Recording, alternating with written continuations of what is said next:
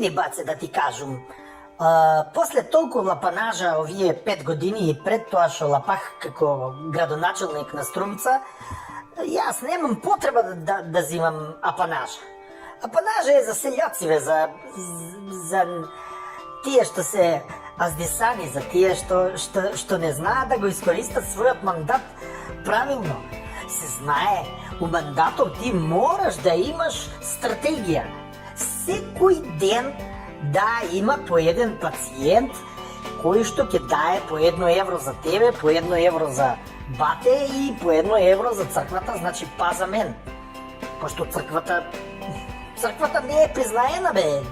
Как може на непризнаена црква да се дава 1 евро?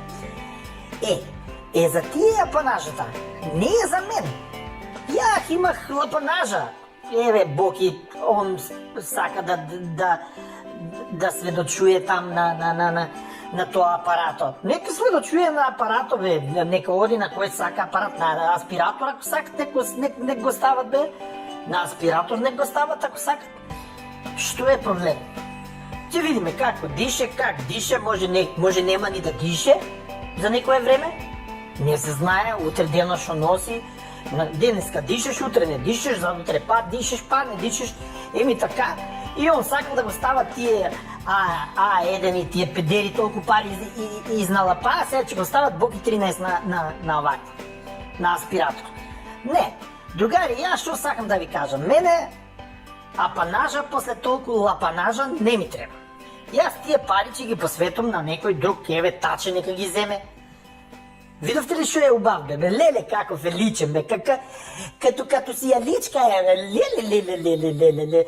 Там стои овој Вучко, голем, убав, па Еди, голем, убав, и ово маленко, като си ја личка, убаво свете, как звезда северница свете, бе.